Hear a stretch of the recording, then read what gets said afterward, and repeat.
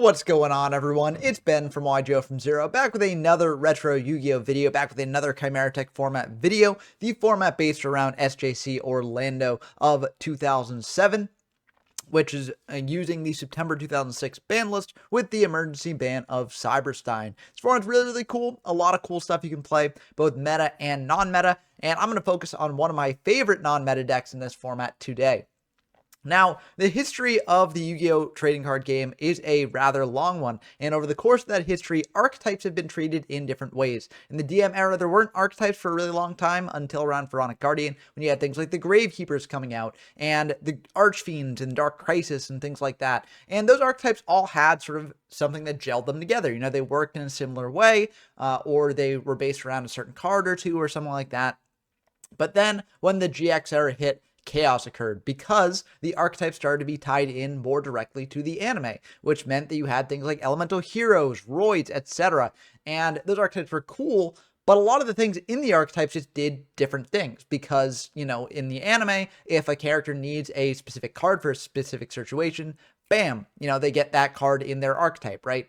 So the archetypes did have some cohesion there, but they were more of like a hodgepodge of things that didn't really gel well together. And I'm not saying that Aliens is the turning point of that. I don't really think it is. I mean, this archetype is not really that good. I think that it is pretty bad overall.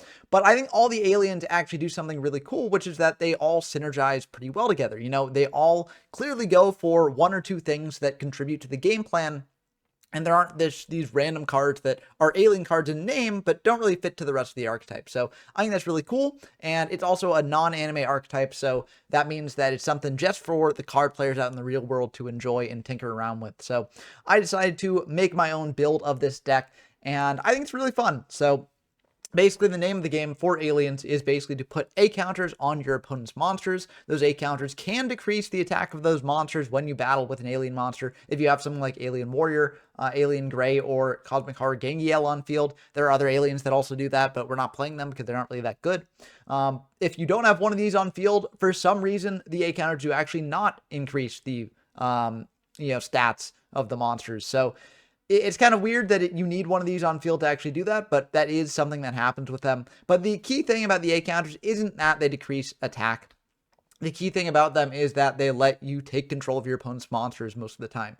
And you can do that through a couple means. You can do that through Alien Mother, which is one of the boss monsters of the deck. It's a 2300 attack point monster that if it destroys a monster with an A counter by battle and sends it to the graveyard, you get to special summon that monster to your side of the field. So it's kind of like Goyo Guardian before Goyo Guardian, which is kind of neat. But the key way to sort of take control of your opponent's monster with A counters is Brainwashing Beam, which is a continuous trap that lets you take one monster with at least one A counter on it, and then you get to keep it as long as it has A counters, but you remove an A counter at the end phase of each of your turns. But this card's really good. It can be a battle trick if you really need it, but the key thing about it is that it takes control of your opponent's monster, so you can potentially tribute it off for something like Cosmic Horror Gangiel, which is the big boss monster of this deck. It's kind of the reason to play this deck, because it sort of turns on your engine and it's a big guy at the same time. Now, you may be looking at this guy and seeing 7 stars and being like, why are we playing 3 of this? Why are we not playing 3 of Alien Mother instead and teching in 1 copy of Gangiel? And initially, I was thinking that sort of thing, but then I realized that the way this deck functions, right, the way this deck gets monsters to actually tribute, it's not like a Monarch deck where you're recruiting things from the deck like Graveyard Spy or recurring like Treeborn Frog or something. You are just taking your opponent's monsters. That's what you want to do. So Cosmic Horror Gangiel actually synergizes with that pretty well, because if you're tributing a monster for its tribute summon that's originally owned by the opponent, you can actually just use 1 tribute to bring it out. So this thing is basically a Monarch most of the time with how you're going into your tribute plays. Of course, it can't pair with like Cyber Dragon, for instance. We're still playing Cyber Dragon because it's good at getting aggressive here. Maybe there's a card to switch out, but I still like it in the deck. I think it's still pretty good. And it also does pair with Alien Mother, so that's nice. But either way, I think Gangiel is pretty cool. And also, like, Cyber Dragon allows you to get really aggressive, because what you can do is you can bring out a Cyber Dragon, take control of your opponent's monster, bring out another monster, and then get in for a ton of damage. So I like Cyber Dragon in this deck. But Gangiel also puts an A counter on your opponent's monsters, which is very, very nice as well. It turns on your Brainwashing Beams, turns on the sort of Alien Warriors into being good beaters as well. So Gangiel is what you're going for. It's kind of Gangiel or bust. And if you can't pull that off, you're in a bit of a dire spot. But it's still pretty cool. I like Gangiel a lot. I think it's just really, really cool to look at, cool art, and I like the sort of alien archetype as a whole, so I wanted to play it even if it's not the best thing in the world. The other best card in the deck is Alien Gray. Now, this is a flip monster that lets you place an A counter on your opponent's monster, so it turns on your brainwashing beams, but it also lets you draw a card. So this is basically Dekoichi with another upside. Doesn't have the attack of Dekoichi, which can be unfortunate, but it is still worth playing, I think. And it's pretty good at just getting an A counter on.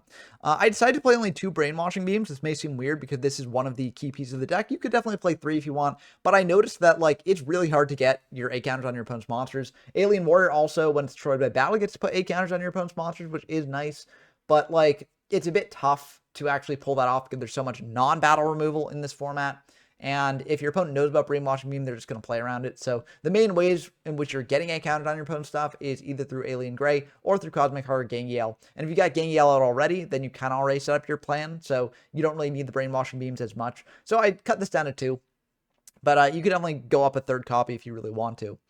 For the other monsters here, we got a Breaker, the Magical Warrior, to pop your opponent's back row, which can be pretty good. We got a DD Warrior Lady to banish their problematic cards. We got a Sangan to search out the Alien Greys if we need them, as well as a Reaper or a Warrior Lady as well. Reapers here mainly to wall up and also provide tribute fodder potentially for your monsters. For the spells, we got Book of Moon, just protect our own Gangiels or just to flip down our opponent's monsters for whatever reason we need. Generally, we want to keep our monsters, or our opponent's monster that is face up, so that we can take them with things like Triple Brain Control, which we are playing. But we do play Knock in this deck as well, so setting them down can come up. And also, you know, you can potentially beat over them with something like a Warrior if your opponent has like a Monarch or something.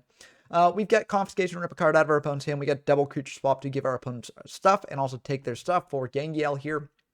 This is really good if we like flip up Alien Gray and then we swap it to our opponent's side of the field and then we tribute over our monster for Gangiel. That's like really, really good.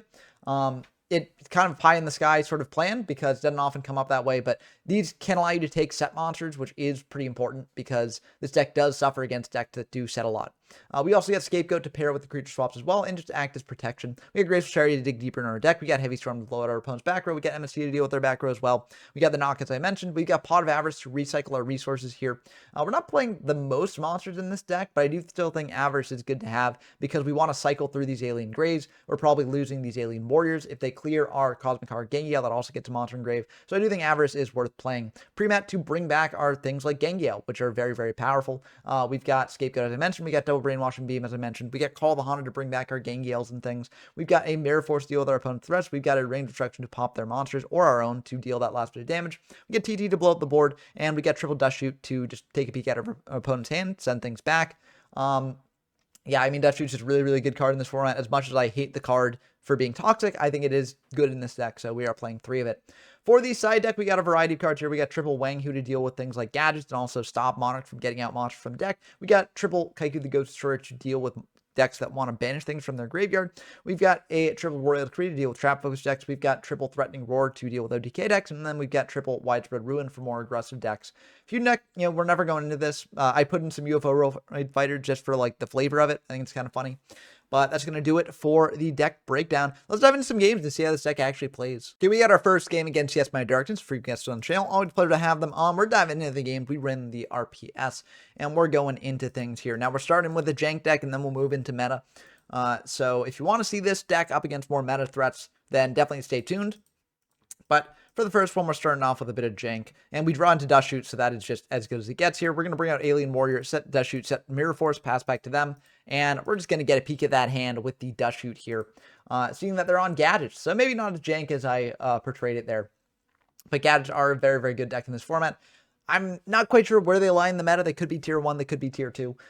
Either way, I think we're ultimately fine with gadgets because our deck does play big guys like Warrior. They'll always have a monster, not always, but they'll most of the time have a monster face up on the side of the field to take control of and go into Gangiel with. So I go for Dust Shoot here. I take the Snipe Hunter because I don't want them to like snipe Mirror Force and then cause problems with us later. So yeah, I just get rid of that. Send that Snipe back into the deck there. And this is kind of annoying for us because they do a Smashing Ground to deal with our Warrior, which is kind of rough. But they're going to go for Comfy here. And it's very rough because like if they take BrainCon, that's really bad for us. They can also take Gangiel. I feel like BrainCon is the better choice for them though, because I can't bring out Gangiel unless I get A counters on their monsters. But Alien Warrior, they can deal with Smashing Ground. But I mean, if they want to I mean, I don't know. There's different choices here. They're going to go for Gengar, just get the big guy out of the hand. I think that's also, like, okay. I can't do much with brain control right now, and they don't know how many Gengales I'm playing, so that could be my only one that they've then gotten rid of. They're going to go for Sidra plus a red gadget going into a yellow gadget in hand. We're just going to take that to put the counters on Cyber Dragon and then make our Brainwashing Beam a bit live. We're going to take 1300 from the red gadget there. We draw into MST, which is not the best. We'll set that Brainwashing Beam pass back to them. They are going to just try and attack in with the red, but we can then Brainwashing Beam the Sidra, just take control of that for a couple turns. They're going to bring out a yellow, search out a green. And so they've got a fair amount of gadget trains going here. And then they're going to smashing the Sidra, which is honestly, the best case scenario for us. And we draw into Alien Gray, which is very good as well. We get to draw a card off this, put a counter on one of their monsters if we draw another Brainwashing Beam. So they're going to go for green gadget here, search out a red. And you might be wondering, like, what am I going to use this Mirror Force? I don't really think I need to use it yet. They're going to just keep bringing out gadgets. We get a draw here. We get to put a counter on their card as well. So I'm feeling, like, pretty good about our own monsters here. If they draw into, like, Breaker or Heavy or something like that, then that's obviously unfortunate for us, and we lose out on the chance for Mirror Force. But I'm not really feeling threatened by what they got. So we draw into another Alien Gray. I'm just going to set that instead of going for the Breaker. I don't want to summon Breaker into something like Bottomless, lose the Breaker, and then just be left with nothing. So I'd rather set the Gray, get a potential draw. I've got MST for their back row anyways, so I feel pretty good about this. But they're going to go for a red here, search out a yellow. And now things are getting a bit scary. They're just going to attack in, though, and we feel perfectly good about this. We're just going to Mirror Force everything away. We could have potentially also let that go through, drawn a card off Gray, and then Mirror Force, but I think it's fine just going for Mirror Force now. I can save Gray for later. It doesn't really cost me anything, especially because Gadgets is a deck that, like, I feel like they're not playing Knock. Honestly, they're playing other ways to remove this thing. So Gray will probably survive for quite some time unless they redraw their Snipe Hunter. Anyways, we're just going to go in with the Breaker tag in for 19. Pass back to them after setting a call. Call can bring back Gangiel, so we feel pretty good about that. They're going to go for Fissure here on the Breaker. We're fine with that. They're going to go for a yellow. Search out a green. And I think we should be in a pretty good spot here because we get a draw off this. We also get to put a counter on the yellow. We draw into Sidra, and that should be the end of the game here. We draw a ring as well, so we're feeling very, very good about this. We can go for Sidra now. We can go for a Call the Hunter, bring back Gangiel. Just put a counter on that yellow just because, and then we can go for Braincon, and that should be the end of the game. And if they've got, like, Karibo, which I don't think they're playing, but if they do have Karibo, we do have Ring to then pop the Gangiel, and that will still kill them. So that will be the end of game one. Pretty good showing for the deck here. Do I change anything? I don't really think I change much in the deck. I think, honestly, we've got a pretty good gadget matchup, as I mentioned, in the deck breakdown. So I'm not really too concerned about this. They go for red, searching out a yellow, and they're just going to set 2, pass back to us. We draw into an Alien Warrior, which is not bad. It's just a beater to get over things like the red. And we go for Graceful here, draw 3. We're going to pitch the Warrior and the Warrior Lady there because we got a pretty good hand. We got Braincon to take control of their monster, go into Gangiel here. I think this turn we probably just want to go Cyber Dragon and Breaker and just leave it at that, and then go for a Comfy to rip a card out of their hand. So we're going to go for the Sidra. That does get met with a Bottomless. Now we can go for the Breaker, pop this back row here, and it's an Ultimate Offering, so I'm honestly not too upset to get rid of that. And now we'll attack into the red here. Main 2, we're just going to go for a Comfy, get a peek at what they're working with, and see that they've got triple gadget in a Saku. Okay, I'm feeling very happy about that. We can just take out the Saku because taking out the gadgets don't really do anything. So, yeah, I mean, this is the flaw with gadgets. If you just draw too many gadgets and not enough ways to protect them, then you're still getting resources, but, like, they don't do anything for you. So our opponent's going to go for a yellow into a green. They are going to smashing our Breaker, so that does deal with that. But now we can just brain control their yellow and go for Gangiel if we want to. We also draw a gray, so we could go for that instead, but I'm just going to go for the Braincon, get aggressive here, tribute out a Gangiel here, and attack in for 2,600, dropping them down to 5,100. We know their hand has 3 gadgets. We don't know what else is in there after the draw, but it looks like that is going to be that set there. They're going to search out a yellow with the red, and then they're just going to pass back to us. We draw heavy. I mean, might as well go for it. We know that their hand beside this is just a bunch of gadgets. We're going to go for the Gangiel just because, and then we go for a heavy and hit a Royal Oppression. Kind of an interesting card. I don't really think it's that good in this format, but, like, it is a card that you can play if you want to. It deals with things like the OTK decks, so, I definitely see the application for this, but unfortunately against our deck, it just is not really that good because we don't really special summon that much. But they're going to go for a green here, search out a red. and we were feeling perfectly fine about this. They attack over the Sangan. We will get that search happily. And I think we just search out a Reaper just to get a hand rip or potentially wall up in case they set another back row. It looks like they are indeed going to set that back row. We should draw MST, so we're just that good. We go for the MST there, hit a knock, and I guess they do play knock, so I guess I was mistaken about that. We're going to attack in for 12 plus 3 and rip a card out of their hand. Now, you may be wondering why I didn't go for a Warrior Lady, but Warrior Lady is already in grave. There aren't really any other monsters in our deck that actually have more attack than Reaper because Alien Grey also has 300 attack. So this was the highest attack that we could bring out. And also I think it's just good to have because it will get ripping. They go for a snipe there trying to pop the Gangiel and they will succeed at that, which is kind of unfortunate for us. And then they just attack in for 12, choosing not to pop the Spirit Reaper. They can always do that next turn. They probably want to keep their resource train online. Unfortunately for them, that resource train is about to get shut off by this Wanghu, which we did side in. I did side in that. That's what I brought in. And we're going to attack over that Snipe Hunter, just attack directly for 300, rip that yellow gadget, which wouldn't have really done anything anyways, out of their hand. And that will just be the end of the game probably. They go for smashing on our Wanghu, so they are still alive for one more turn. But we can attack in with the Spirit Reaper here, and the Alien Grey plus the Brainwashing Beam should be GG's. If they can bring out something to attack over the Reaper and deal some damage, we can just flip up Alien Grey next turn and add some counters and then take control of it. So they're going to attack in to the Alien Grey. We put a counter on that Sidra, draw a card, and then we draw Brain Con on top of that, so it's going to be the end of the game. But we want to go out with style, so we Brainwashing Beam it. And yeah, it's going to be the end of the game. So, I mean, very, very good showing for the deck. I mean, again, the whole point of this deck is just take control of your opponent's stuff and then convert off it. And Gadget is a very, very good deck to face in the face of that because they just always bring out their monsters and attack. So it makes it very, very good for us. And yeah, I think that's one of the benefits of playing this deck if Gadget is a meta contender in this format. Okay, we got a game against Scout, another frequent guest on the channel. We're diving into the games, and we do win the RPS. We feel very good about that. And we're going to go into game one here. So we have a pretty good opener. We could just set Gray if we want to, and we're going to set the Heavy as well as a Pro Storm move. And hopefully that works out, but unfortunately they had the Breaker, so they're going to go for Breaker, pop our Storm, and that's just rough. That, you know, I was trying to Pro Storm it, but unfortunately it did not work out there. But we go for an Alien Grey, putting a counter on that Breaker.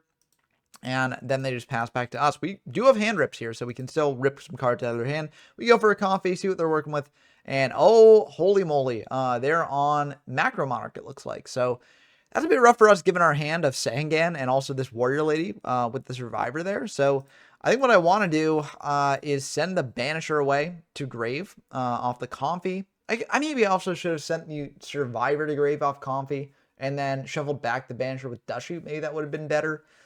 Yeah, that probably would have been the better course of action because if Survivor's in deck, then they can use it for like Rhoda things and stuff. But I'm actually going to leave them the Survivor here because they don't have a way to actually get banishing with it. And I want to commit the Sangan so that way we can get the Call the Haunted online for when they go for the Mobius. So yeah, I just take that away. And then I will set the Sangan, set a Dust Shoot, pass back to them. I don't want them to go for like Mobius here, popping the call prematurely. But we go for a Dust Shoot, and we do take the Warrior Lady here. So now they can't deal with our Sangan. If they do tribute out a Zaborg, which they are doing, then we get a search off that Sangan, and we feel pretty good about that. We see a Heavy Storm there as well. So now they can pop our stuff in more ways than one. The DD Warrior Lady is going to go back into the deck. We realize that now. And so that will get shuffled back in there. And now they attack in for 24. But again, this is sort of like, I probably should have confied the Warrior Lady and then Dust Shooted back the Banisher. I think I sent the Banisher first because I was like, if they draw another Banisher, I want to hit that as well. But I think it probably would have been overall better to do it the other way. But anyways, we just set an Alien Grey and then set a Call the Haunted, pass back to them. If they go for Heavy or Mobius here, we then get the Sangan back, get another search, and we feel okay about that. But they go for Dimensional Fisher, which is really rough for us because this means that we won't be able to draw off the Alien Grey. We won't be able to use our call to bring back the Sangan and then get a search. Things are just going really bad for us here. We do put a counter on the Zaborg, but we are taking 2,400 additional damage here, which is very rough. They're going to pass back to us. We draw Sidra, which is not bad. We can beat over the Survivor if we want to, which we will just do, getting a little bit of damage here. And then set a Reaper, I think. Yeah, we set a Reaper and just pass back to them. We could have saved the Sidra, but with Reaper, I kind of want to just commit it now. But unfortunately, they go for Mobius here. They pop our call. We're just going to let that go to grave. We don't necessarily want to get our Sangan out of graveyard banished there. So yeah, I just leave it like that. And there's the Reaper. They get back the Survivor, and things are looking pretty bad for us. We're probably going to lose this one. Graceful can potentially allow us to recover here. And we draw 3. And honestly, those are pretty good ones. We send the Creature Swap and the Knock. I think Creature Swap, when they've got Survivor coming back over and over again, is kind of bad. And Knock, of course, they're not setting at this point, so we don't need to Knock there. But there is actually a neat little quirk about Survivor that is pretty nice for us because it only comes back if it's banished from your side of the field.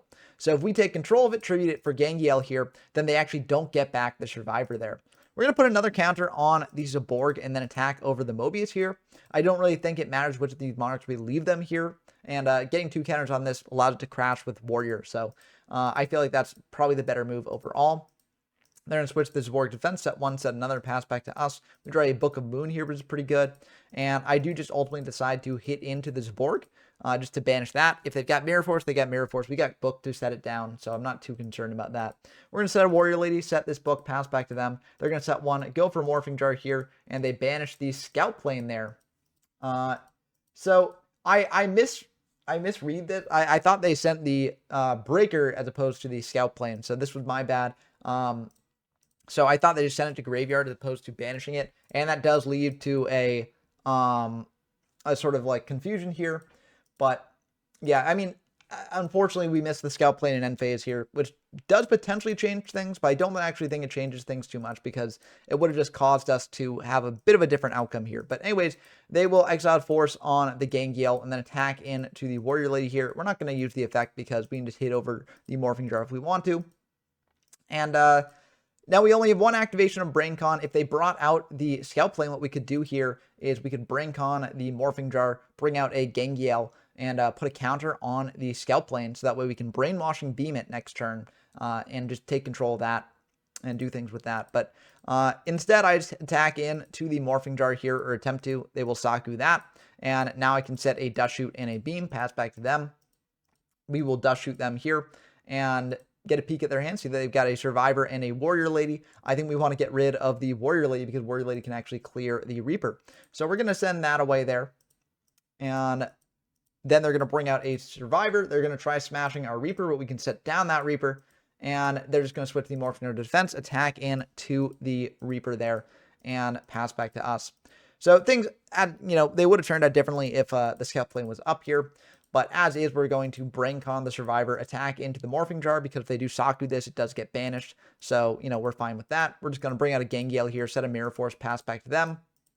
And if they did have the Scout Plane still out, then it would be a bit annoying, because Scout Plane actually can just come back no matter where it was banished from. So it would still be coming back and being around. And as we see here, they do have a Mobius in hand, so they could have summoned out Mobius and popped our cards here. But again, we got the Brainwashing Beam. We would have put a counter on the Scout Plane, and we might have even taken control of it. We might not have. But either way, if they'd popped both of this, I don't think it would have mattered that much. They would have had a Mobius out. But I don't think it would have changed too much here. But I don't know. It's tough to say with that sort of thing. But yeah, it would have been rough here. If they did bring out Mobius, we'd then have... well, actually, we wouldn't be able to creature swap with the Reaper that much, because they would get out the Scout Plane yet again. But the Scout Plane comes back to an attack, so we could just keep beating into it as well. So I'm just going to attack in for 26 here, and they're going to Mirror Force that. We set a pre-map, pass back to them. And yeah, I mean, they would still have the Mobius out probably from this point, right? But our Reaper would still be in defense. We go for a Warrior here. We probably would have set the Warrior instead of summoning it, unless we want to just hit into the Scout Plane and then creature swap, give them the Reaper, take the Mobius, etc. But we hit into a Helios the Primordial Sun here, banish that, and then pass back to them. We are dead to a Sidra. If they've got like heavy, which they do have heavy, because we knew about that earlier. But I still think we have to go for this because we just need to get aggressive. Otherwise, we're not going to have a chance at winning. So I figured it's fine just going for the Warrior here. They're going to set 2, pass back to us. We draw a Breaker. Again, we're dead to a Sidra, but like we kind of got to play into it. So we go for Breaker here. We just got to get aggressive. We attack in for 3,700. We don't have to worry about Mirror Force. We just had to really worry about TT. But if they Saku like our Breaker, that still trades for a back row either way. So we're just going to hit a Dim Fizz, set a BrainCon and a Creature Swap, pass back to them. They're going to go for Dim Fizz here, summon out a DD Assailant, attack over our Breaker, deal us 100, pass back to us, and now we can switch that Reaper to attack, Creature Swap, and get in for exact lethal. So Again, things could have changed with that scout plane, just keep coming back and stuff like that. It would have definitely made for an interesting sort of wrinkle to the game state, but I think we were still in a pretty commanding position overall there. I don't think it would have changed too much. The only thing that would have changed if they had like Zaborg instead of Mobius, which they had Mobius, so I don't really think it would have mattered too much here. 'Cause I think we would have cleared the Mobius by the point we'd get out like the Warrior and stuff. So I don't know. Who's to say how it would have turned out? And let us know in the comments how that would have turned out. But unfortunately, by that point, the game state was kind of like irreparable. Oftentimes when mistakes like that do happen, I try and like repair the game state for these videos. But in a situation like that, there was just like, I mean, there's too many decisions that would have been made with that scout plane on field to warp the perspective a bit. But they're going to go for a graceful here, drawing 3, pitching the smashing and the dim fizz. And then there's going to set 3, pass back to us. So this to me tells us that they've got to have some other way to banish things, because you wouldn't send the dim fizz in this deck if you didn't already have another one. So we're just going to bring out a Sangan. I mean, it's unfortunate because the Sangan's probably going to go at some point anyways, but we're just going to bring it out, back it up with a bunch of traps here. If they heavy the storm the board, then they're losing their own back row as well, so that could lose them things like a Macro Cosmos or something like that, which they do need to have the Macro Cosmos. So I figure that it's probably fine doing this. They go for an exile there on the Sangan, banish that. They're going to attack him with the Warrior Lady. They know about our hand anyways, so we're just going to widespread ruin that Warrior Lady, just deprive them of it. And we've got plenty of battle traps here, so I think it's fine doing this. We draw side rest, so maybe we get a little bit punished there. But I think overall it's still okay. We draw Dust Shoot, we're going to set that, pass back to them. They set another, pass back to us. We draw Pre-Mat, which actually is live because of that Cyber Dragon engraved there, but they're going to MST that. And we're going to pass back to them. They go for a breaker here. That's fine by us. They hit the widespread, which is honestly better than them hitting the Mirror Force. We're going to take the 16 here instead of Mirror Force and the breaker because 1, we're not really at risk of dying, and 2, we got the Cider in hand that we want to bring out. We're going to bring out that Cider there, bring out a breaker as well, and they will ring the breaker to prevent it from doing anything. I'm fine with that trade because we got Cider to beat over the breaker here. So we're going to get in over that breaker, or at least attempt to, but they get the Saku for that. And they're just going to hit in for another 16. I could potentially Mirror Force this because we really want BrainCon to be online for the Gangiel. But, you know, if I Mirror Force it, they're probably not going to summon out another monster and attack. So BrainCon's shut off anyways. So I think it's fine just, you know, taking this damage. We draw Warrior, which will be able to get over the breaker there. So I feel pretty good about that. So we're going to deal 200 to them, pass back to them. And they are going to have 4 cards in hand, so now we can Dust Shoot them. We see that they've got a Banisher, a Dim Fizz, a Survivor, and a Zaborg. I mean, we're getting rid of that Survivor because Survivor is a problem for us. We can beat over the Banisher. They don't have ways to bring out the Zaborg, and Dimensional Fissure is redundant due to Macro Cosmos. Not that we could take it anyways. But we send back that Survivor, get it out of here, and shovel that back into the deck. So I feel pretty good about that overall. Getting that out of the way is really nice. They're going to set 1, pass back to us. We draw a Book of Moon here. We're going to attack into that set, and we know it's the Banisher, so we know this can clear it. Now we're going to set the book, pass back to them. And I could have potentially held the book in hand because if they've got like heavy, you know, we don't necessarily want to play into that. They've used up MST already, so they don't have that, so we don't have to worry about that or breaker.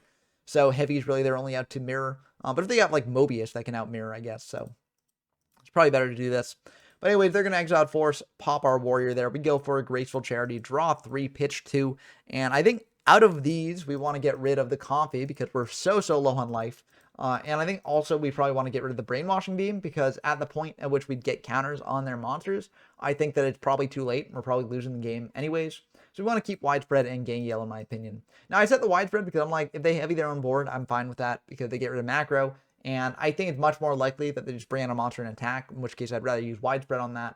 But like, I don't know. I probably should have held it in hand. I got a bit greedy here because I was like, you know, what are they going to do? Heavy their own board? And unfortunately, they might do that later in this game, as you may or may not see. But we draw BrainCon, which is pretty good as well, if we can actually get it set up. We draw Warrior Lady here as well, which is great. We can just bring that out, attack in for 15. And they've got book for that. We're perfectly fine with that getting set. We're going to pass back to them. And they will go for a heavy here. So we do get punished for setting that Widespread. That is pretty rough. They're just going to set 1, though, so I feel pretty good about that overall. We're going to flip up this Warrior Lady attack in 15, and now we can set this Alien Gray as well. And we got the BrainCon set up. We got defense here in the form of our monsters. So I feel like we can probably wrap this up pretty soon. They're going to go for Dim Fizz just to back up the Banisher there. And we're going to put a counter on that Banisher. Alien Gray does get banished, though, so we don't get the draw. We go for Braincon here on the Banisher. Now we can tribute that for a Gangiel and get in for lethal damage. So very, very cool stuff from this deck. I mean, again, it's just fun to take control of your opponent's guys and bring out Gangiel. I mean, I like doing it.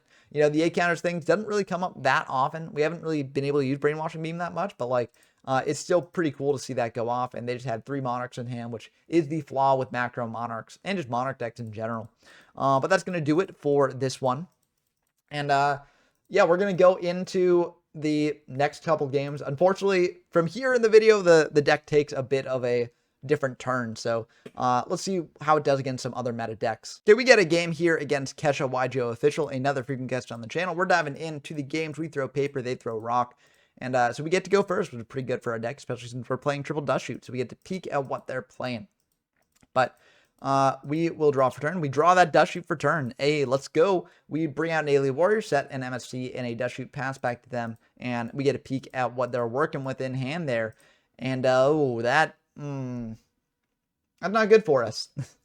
That is not good for us. So they can rip apart our hand very easily here with that Braincon taking control of our Warrior and then getting in with Zalug. Setting back Zalug doesn't do anything for us because Roger just gets it back. So I think what we want to give is the Cyber-Stein, just get that out of here. And, yeah, I think that's just what we got to do. So we send back the Sidra.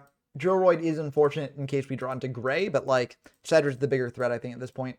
They go for a Rhoda here for Exiled to pop the Warrior and not have to worry about those counters. And then they're going to copy our hand as well. And they're going to take that Breaker. So it's kind of rough. We kind of wanted that to just set up a body on board, but that's how it goes. We run to Sidra, which is really good. If they go for a Dawn here and they don't hit the Sidra, then we're in a really, really good spot. So they're going to attack in for 1,400, and they're going to rip a card out of our hand. Please no Sidra, please no Sidra, please no Sidra. Oh, they hit Sidra. Well, I mean, that's how it goes sometimes. We draw a ring, so at least we can deal with Dawn that way. But if we had the Sidra in hand still, we could bring that out attack over the Dawn, and then they'd be in a bit of a rough spot. So yeah, I mean, as is, this is fine. I mean, we get to ring the Dawn, and we still have this pot to potentially shuffle back cards into our deck at some point when we get 2 more monsters. But unfortunately, it's not looking too good for us. They're going to set 1 pass back to us. We drop pre-mat, so they can still bring back a monster from grave. I don't hate that. We're going to try bringing back this Sidra here.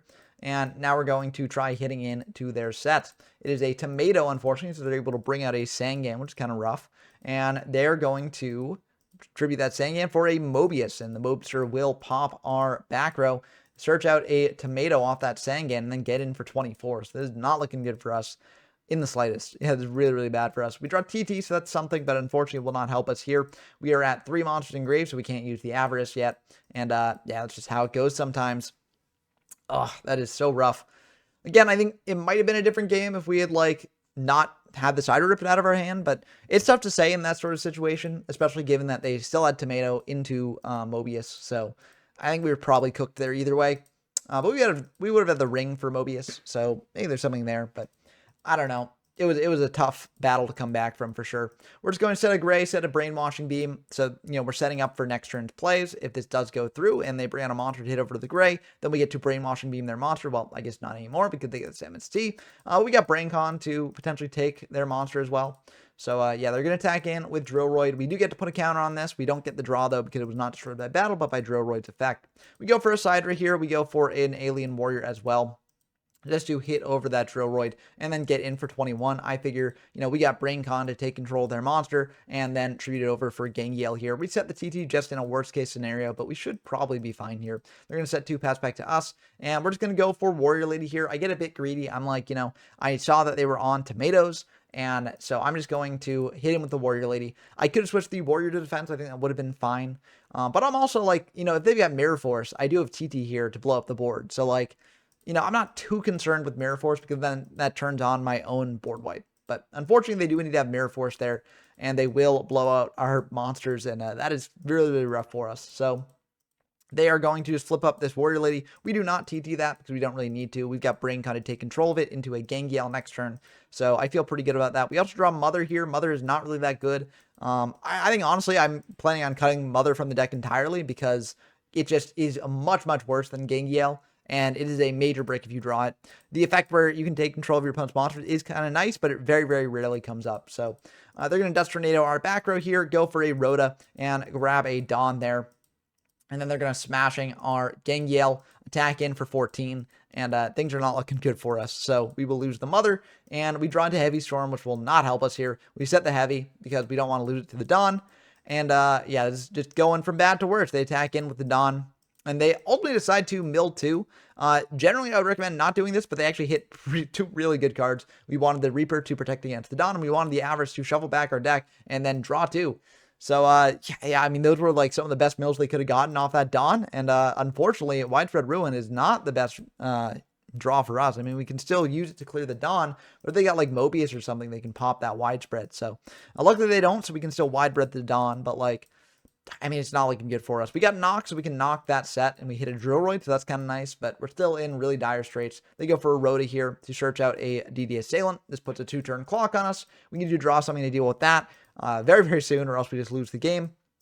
And Mirror Force is a way to do it, so this isn't the worst thing in the world. They're going to attack in with the Assailant. We Mirror Force that. So we're just doing 1-for-1 trades at this point, but they got more cards in hand for those 1-for-1 trades. We're going to set this Gray, pass back to them, and they are going to flip up a Reaper, creature swap, and this is probably the end of the game here. Tribute out a Sidra, and yeah, it's just going to be all she wrote, so that's going to be the end of that game.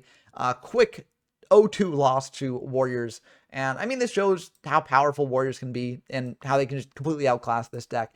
When you get decks that are like a lot more competent than some of the rogue strategies that I mentioned, they can just sort of outspeed this deck. You kind of need to set up for your Gangiels and things like that, and if you don't have that time to set up or you're getting your hand ripped apart, then things can definitely turn out pretty bad for you. I also played another game against Warriors, but DB like reset its servers, and so that replay got lost, but I also lost against that deck as well. And it just shows that Warriors is a major, major problem for this deck. Now, there are a couple ways that you can adjust to that. If you're expecting to see Warriors, you can potentially change up the main deck to counteract Warriors and just focus on that matchup instead of matchups that you're probably better into, like Gadgets or Monarchs or things like that. But Warriors is definitely a problem for this deck. And if you want to play this deck, you know, somewhat competitively, you do need to have a plan for it. I would also say in the future, cutting Mother is a very, very good idea because Mother is not really that good in my opinion. Very, very rarely goes off, and it's a major, major brick if you draw it. And it's just worse stat line than the Monarchs as well. Even if you're not using the Gangiel effect that much, it's 2600, which is still a beefy boy. So yeah, I don't like Mother. You potentially go up to a 3rd Brainwashing Beam as well. That's another potential adjustment that you could make. You could potentially cut Avarice. I like Avarice in this deck, though, because, again, you're cycling through the grays and things like that. All in all, I think this deck is pretty neat. I think that the build that I got for it is a pretty good starting point if you want to potentially try the deck out for a spin on your own and, you know, sort of decide what you want to change about it. So I hope that you enjoyed this video, and I hope that you enjoy playing the deck if you're interested with it. We have a link to the deck list down in the description below, and also you can head on over to the YGO from Zero Discord, linked in the description down below if you want to play games in this format or in any other format that I featured on the channel. Now, we're having a multi-day tournament starting this Saturday in this format if you want to join in that, and that's on the Discord as well. We also have a locals in this format coming up this Friday if you're watching this at the time of the video release, so definitely check that out as well. But I like Chimeratech format a lot, so I hope to see you over there. If you like this sort of stuff, definitely subscribe to the channel. It really helps out a lot, and you'll be notified when I release new videos, when I stream, things like that. So definitely do that if you're interested in that. Also, you know, like, comment, do all that stuff as well. Do the YouTube stuff. And big shout outs to my patrons, Rincewind, Porkchop, Brendan Donker, Tyler Compton, Dumptruck, and GMYFS. It means a lot that you all support me this way and encourage me to make more videos like this in the future. I hope that you all enjoyed this video as always, and until next time, I've been Ben from YG Open Zero, and I'm signing off.